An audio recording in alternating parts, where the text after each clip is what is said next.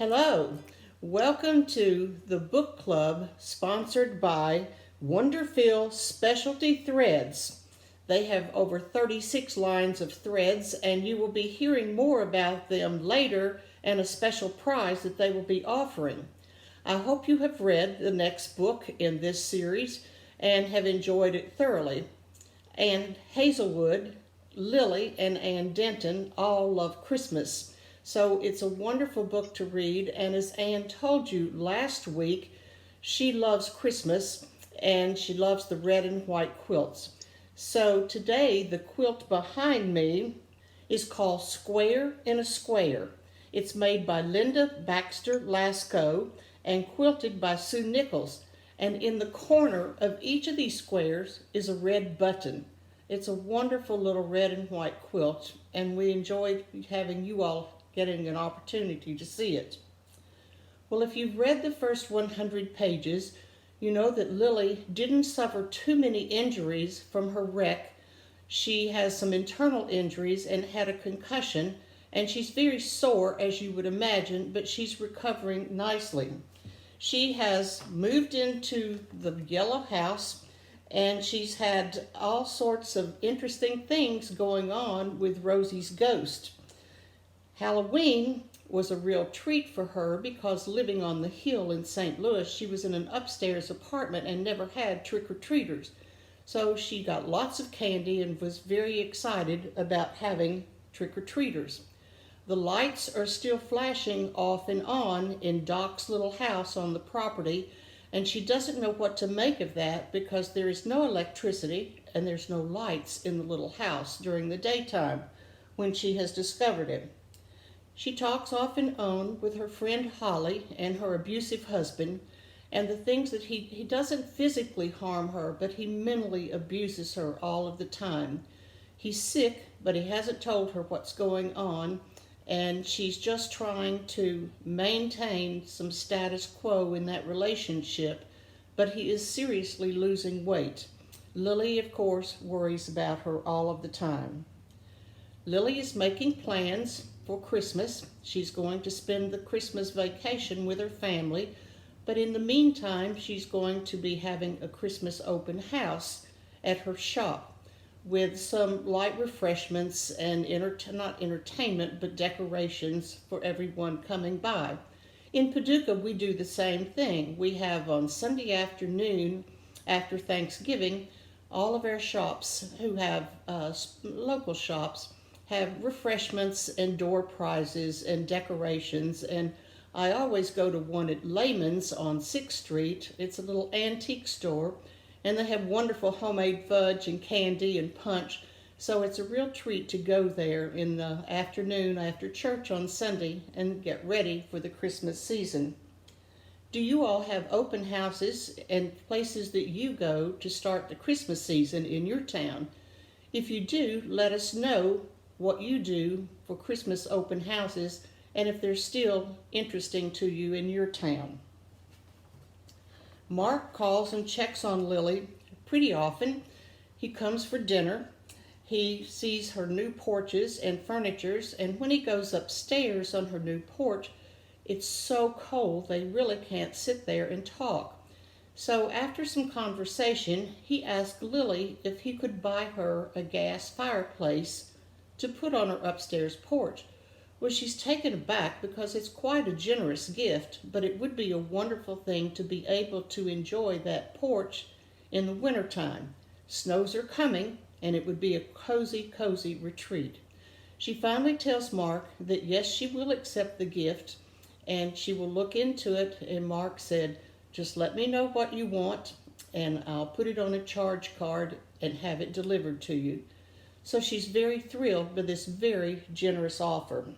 There's a new man who's come into Lily's life, and he is a lovely, handsome man, and his name is Butler Hayes.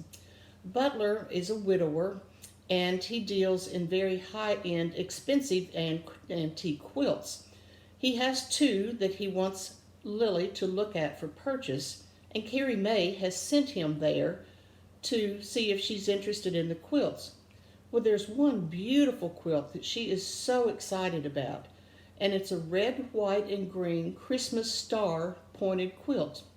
Oddly enough, I have a very similar quilt that I will show you.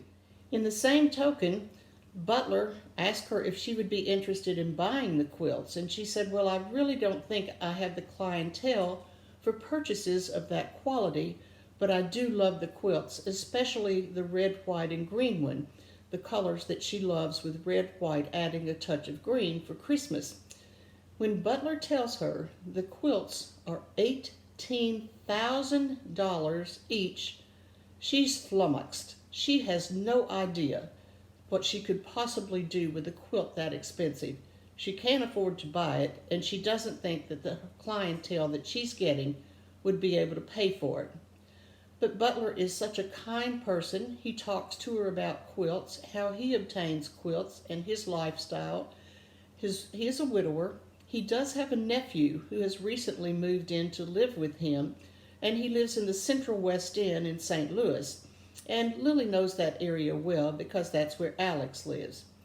Alex is still in her life, always the wonderful confidant when she's doing any work, and she has him entertained him at Lynn's at Thanksgiving. Mark is also there, and Carl is there with them, so maybe there's hope for that relationship. Alex has asked Lily if she would consider some freelance writing to supplement her income from the shop. During the winter, the traffic will be slower, and she may need some more money than she's making from the shop at this time. She's thinking and considering about this, and it would be a good income, and it would be an extra thing for her to be doing during slow days at the shop. Mark comes back, and they have a wonderful dinner at a restaurant, and he enjoys the fireplace that he has bought for Lily. And it starts snowing, and they have a walk home through the snow, and they have a playful snowball fight, and it's getting late and the roads are bad, and Mark spends the night. Lily has a couch, and he is comfortable on the couch. She gives him some pillows and blankets and goes into her bedroom to spend the night thinking about what a wonderful man he is. Nick has called and wants to know why she hasn't accepted his invitation to a party that he's going to be having at his house.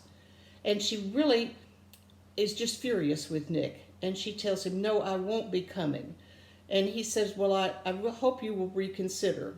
Everyone doesn't know that Nick is battling cancer, but he goes along with trying to be a nice person to her. But Lily feels like he's a little wild for what she wants in a relationship. So we'll find out what's going on with this family. Sarah's niece is pregnant and due in at December, and so she is getting into the last part of nesting and getting ready to have this baby. She's asked her mother has asked that people not send baby clothes because she has so many, but Lily and her sisters will probably give her money that she'll be able to buy the things she needs for this child, other than the clothing. So stay tuned. Let's see what happens in the next 100 pages, and keep on reading and enjoying that.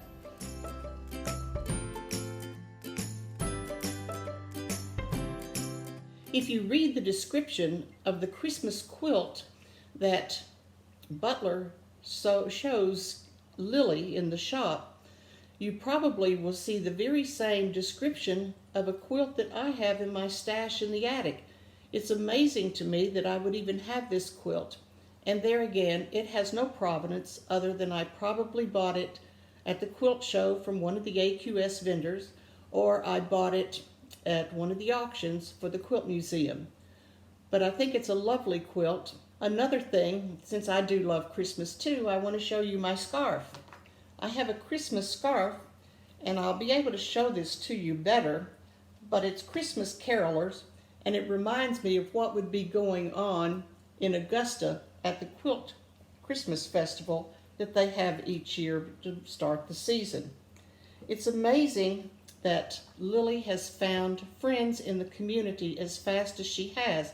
One of the things that she has started doing, although she's never been a quilter, is she has joined a librarian group, and they have a quilt block Christmas quilt.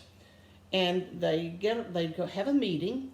Each of the people who go to the meeting will get a block, and they're going to have instructions on how to make a quilt block. Well, Lily doesn't sew, but she's going to try to do this because she does love the world of quilting. There's several people there, and she meets them, and a very interesting bunch of women.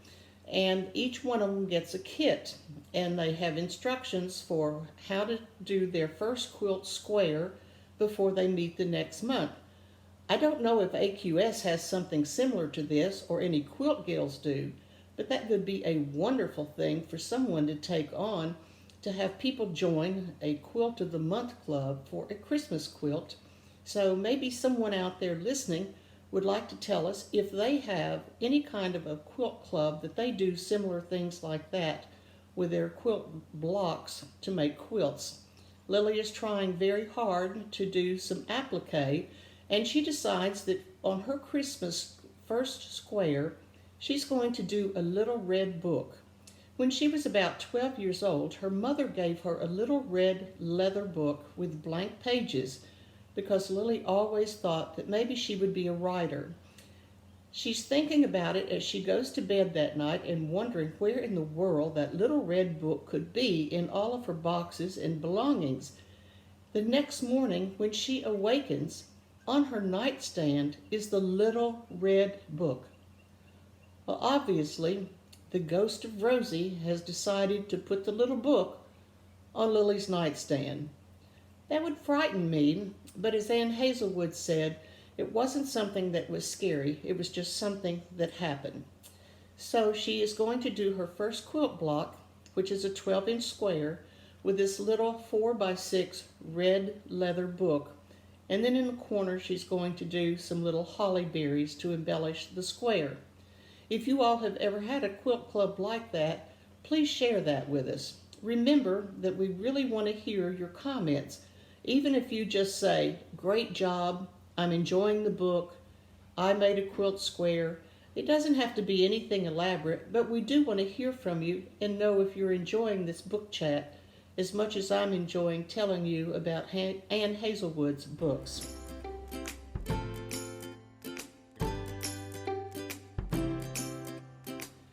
It's time for some questions for Anne Hazelwood, who will be joining us at the end of the month of June. And so if you have questions for her, ask her maybe what she thought about, did she have someone in her life as a shopkeeper enter in like Butler Hayes, an older man who was a kind person who wanted to take her to dinner, give her information, but it wasn't a romantic situation. Now she has Nick, who she's really disgusted with and doesn't want to attend his party, and she has Mark, who seems to be the perfect package, but he's awfully busy, but he tries to share her life. Also, we have Alex, who probably is her very best friend. So do you think Anne Hazelwood had several people like a Butler Hayes, who came into her life in the shop area and gave her lots of information and a good listening ear?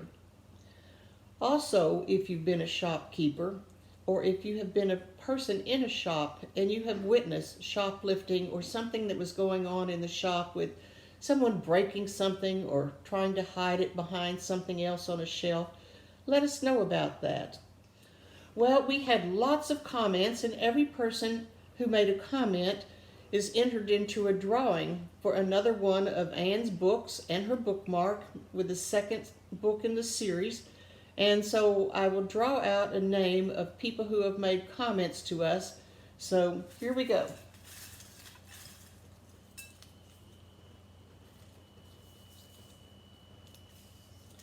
The winner is Joey Brewer, Brewer.